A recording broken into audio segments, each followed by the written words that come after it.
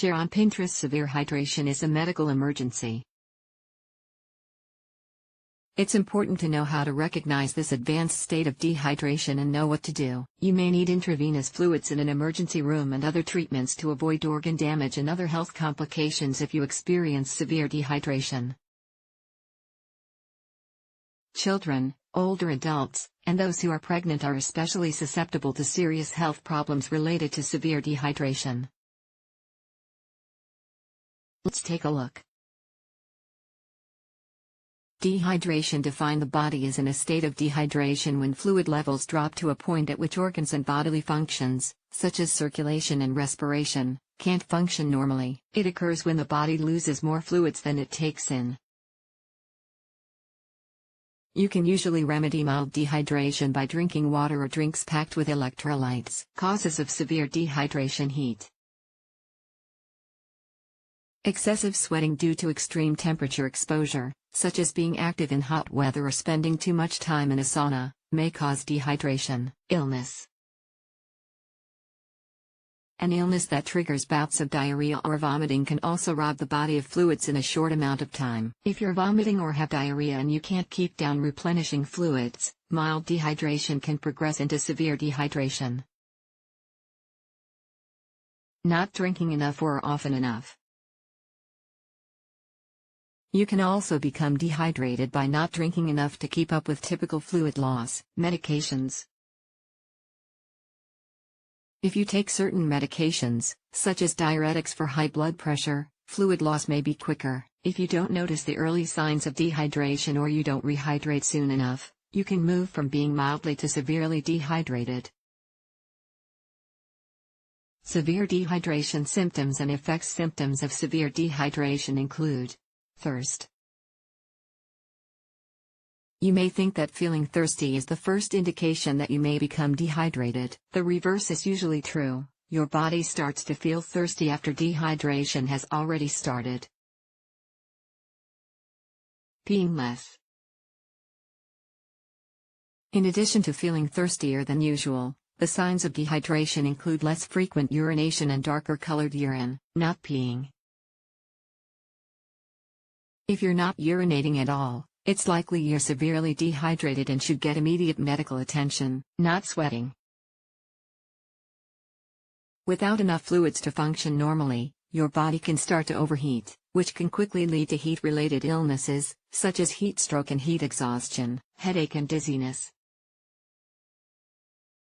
Dizziness and lightheadedness are signs of mild or moderate dehydration. If those symptoms worsen and you have trouble concentrating and communicating, seek medical attention.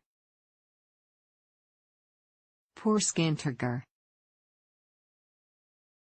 Poor turgor is when your skin takes longer to return to its original appearance after lightly pinching an area. Severe dehydration can lead to brain damage and even death in some cases. Older adults need to be especially mindful of staying hydrated as they may be less aware of when they're thirsty and becoming dehydrated. Skin fold and dehydration. You can get a sense of how dehydrated you are by pinching or folding your skin between the pads of 2 fingers. If you pinch the skin on your arm, for example, it should quickly return to its normal appearance once you let go.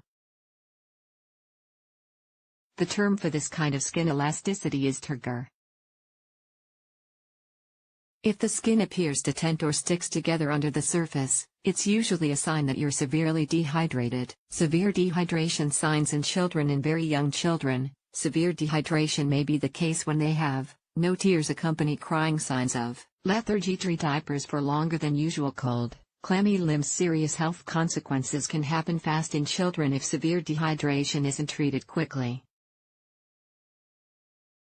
Signs in pregnancy. Symptoms of severe dehydration during pregnancy include extreme thirst, sunken eyes, rapid heart rate drop, and blood pressure. Dry mouth, dry skin, as well as poor turgor. Early labor. Dehydration can also trigger Braxton Hicks contractions, which feel like real contractions, but are considered to be signs of false labor. Treating severe dehydration. Rehydrating through severe dehydration usually requires more than providing water or other beverages. Treatment with intravenous fluid should begin as soon as you can get medical care. 4 fluids are usually a saline solution, made of water, sodium, and other electrolytes.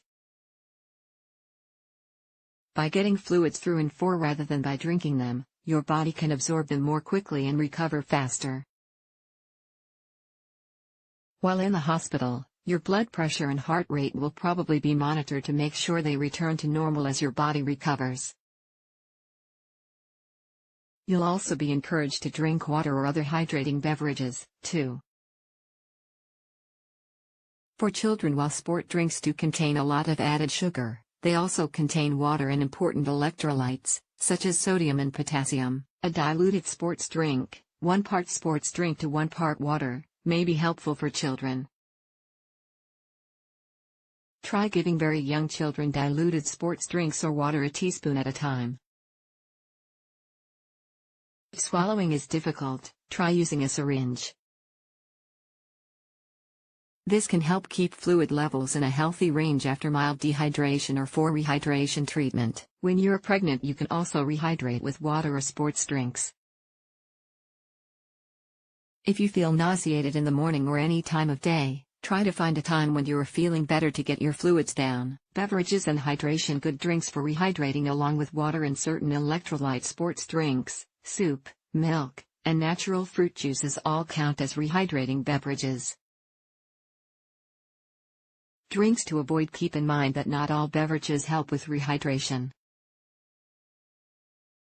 Colas and sodas. Sugar-sweetened soft drinks trusted source can actually make your dehydration worse and lead to further kidney-related dehydration problems.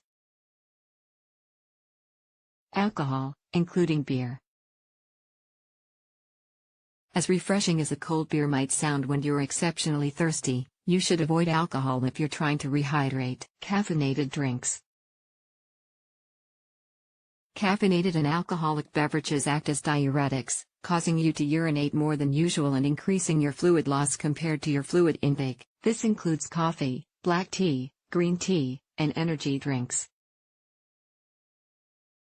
The takeaway: severe dehydration is a potentially life-threatening medical emergency. It can cause serious damage to your kidneys, heart, and brain. To avoid severe hydration, respond to signs of dehydration by drinking fluids that rehydrate you. You can also avoid even the hint of dehydration if you consume fluids throughout the day. How much you should drink depends on several factors, including your age, weight, and overall health. People with kidney disease, for example, need to drink less than other individuals.